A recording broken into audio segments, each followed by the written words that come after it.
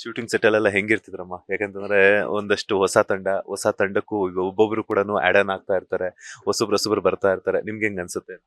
ಏನಿಲ್ಲಪ್ಪ 40 ವರ್ಷ ನಾವು ರಂಗಭೂಮಿಯಲ್ಲಿ ಸೇವೆ ಮಾಡಿ, ಆ ರಂಗಭೂಮಿ ಇನ್ನೂ ಕೆಳಮಟ್ಟದಲ್ಲೇ ಇರ್ತಿತ್ತು.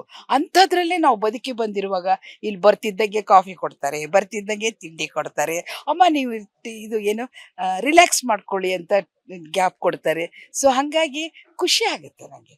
ಈಗ ನಿಮ್ಗೆ ಸೀರಿಯಲ್‌ನಲ್ಲಿ 4 ಜನ ಮೊಮ್ಮಕ್ಳಿದ್ದಾರೆ. ಆ ಮೊಮ್ಮಕ್ಕಳಲ್ಲಿ ಪ್ರೀತಿಯಾದಂತಹ ಮೊಮ್ಮಕ್ಳು ಯಾರು ಅಂತ? ನನಗೆ ಭಾವನಾ ಅಂದ್ರೆ ತುಂಬಾ ಇಷ್ಟ. ಪಾಪ ಅವಳಿಗೆ ಇವತ್ತು ಕಣ್ಣು ನೋವಾಗಿದೆ ಅಂತ ಹೇಳಿ ಆಸ್ಪತ್ರೆಗೆ ಹೋಗಿ ಅವಳು ಬಂದಿಲ್ಲ. ಅವಳ ಅಬ್ಸೆನ್ಸ್ ನಂಗೆ ತುಂಬಾ ನೋವಾಗ್ತಾ ಇದೆ. ಹೆಂಗ್ ಅನ್ನಿಸ್ತಿದೆ? ಲೈಕ್ ಏನಂತಂದ್ರೆ ಕಿರುತೆರೆ ಆಯ್ತು, ಹಿರಿತೆರೆ ಆಯ್ತು, ರಂಗಭೂಮಿ ಕ್ಷೇತ್ರ ಆಯ್ತು. ಪ್ರತಿಯೊಂದು ಕ್ಷೇತ್ರದಲ್ಲೂ ಒಂದೊಂದು ರೀತಿಯಂತಹ ವಿಭಿನ್ನತೆ ಪಾತ್ರಗಳನ್ನ ಮಾಡಿದಾಗ, ಹೊಸ ಪಾತ್ರಗಳನ್ನ ಮಾಡ್ಬೇಕು ಅಂತಂದ್ರೆ ಅಷ್ಟೇ ಉತ್ಸುಕರಾಗಿರ್ತೀರಾ. ಸೊ ಹೆಂಗೆ ಅನುಭವ ನೀಡ್ತಾ ಇದೆ ಹೊಸ ಏನಿಲ್ಲಪ್ಪ, ಎಲ್ಲ ಪಾತ್ರಗಳನ್ನ ಮಾಡ್ಬಿಟ್ಟಿದೀವಿ. ಒಂದು 40, 43, 44 ಇಯರ್ಸ್ ಇಂದ ಮಾಡಿ ಒಂಥರ ನಮ್ಗೆ ತೃಪ್ತಿ ಆ ಪಾತ್ರಗಳಲ್ಲಿ. ಈ ಪಾತ್ರ ಮಾಡಿರ್ಲಿಲ್ಲ. ಸೊ ಇದು ಒಂದು ಮಾಡಿ ಮುಗಿಸೋಣ, ಇದಕ್ಕೊಂದು ಹೊಸ ಜೀವ ತುಂಬೋಣ ಅನ್ನೋ ಆ ಇಂಟೆನ್ಷನ್ ಅಲ್ಲಿ, ಆ ಇದರಲ್ಲಿ ನಾನು ಈ ಪಾತ್ರ ಮಾಡ್ತಾ ಇದ್ದೀನಿ. ಸೊ ಖುಷಿ ಇದೆ ಈ ಪಾತ್ರ ಮಾಡೋದ್ರಲ್ಲಿ.